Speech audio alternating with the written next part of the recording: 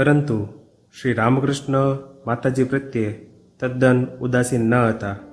ઉલટું એમની સગવડો માટે ખાસ આગ્રહ રાખતા. ચારે બાજુ ચકથી ઘેરાયેલી એ નાનકડી ઓરડીને એ પિંજરું કહેતા.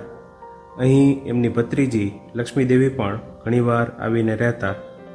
ઠાકુર વિનોદમાં તેમને મેના પોપટ કહેતા. માં કાલીનો પ્રસાદ ઠાકુરના ઓરડામાં આવતો ત્યારે તેઓ રામલાલને કહેતા, અરે પિંજરામાં મેના પોપટ છે, ફળ મૂળ ચણા બણા કંઈ આપી આવ. અજાણ્યા લોકોને લાગતું કે ત્યાં સાચે જ પક્ષીઓ હશે. મહેન્દ્રગુપ્ત પણ પહેલાં વહેલા એમ જ વિચારતા. લક્ષ્મીદેવી જ્યારે અહીં રહેતા નહોતા ત્યારે માતાજીની એકલતાને પગના સોજા માટે ઠાકુરને ઘણી ચિંતા થતી. ઠાકુર તેમને સલાહ આપતા કે વનનું પંખી પિંજરામાં રહે તો એને વા થઈ જાય. વચ્ચે વચ્ચે આડોશ પાડોશમાં ફરવા જવું.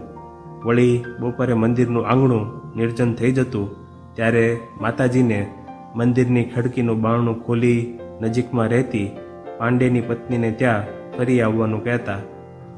માતાજી ત્યાં જઈ વાતો કરી આરતી પછી પંચવટી નિર્જન થઈ જતા નોબતખાનાની ઓરડીમાં પાછા ફરતા. માતાજી સાથે પોતાનો સંબંધ કેટલો ઘનિષ્ઠ છે તે જાણે કે બાહ્ય આચરણમાં પ્રગટ કરવા માટે જ ઠાકુર કોઈ વાર વિનોદ કરતા.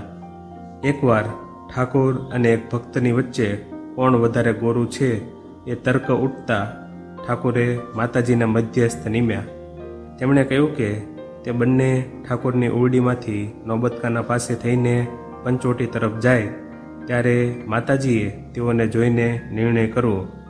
ઠાકુરનો વાન ત્યારે હાથે બાંધેલા સોનાના માદળિયા જેવો ઉજળો અને તેજસ્વી હતો. તો પણ નિષ્પક્ષપાતી ન્યાયાધીશની માફક માતાજીએ એ વધારે ગોરો છે એમ કહી ભક્તને ન્યાય કર્યો. ખરી રીતે આ દેવ દંપતીનો પરસ્પર અતુલ પ્રેમ હતો. ગૌરીમાએ એકવાર કહ્યું હતું, આ બંને જણ એકબીજાથી માત્ર 75 ફૂટ દૂર રહેતા હોવા છતાં કોઈ વાર તો 6 મહિના સુધી એકબીજાને કદાચ જોઈ પણ નહોતા શકતા. છતાંય બંને વચ્ચે કેટલો બધો પ્રેમ હતો. એકવાર માતાજીને માથું દુખતું હતું ત્યારે ઠાકુર અસ્વસ્થ બની વારંવાર રામલાલ દાદાને પૂછતા રહ્યા, અરે રામલાલ, માથું શા માટે ચીડ્યું?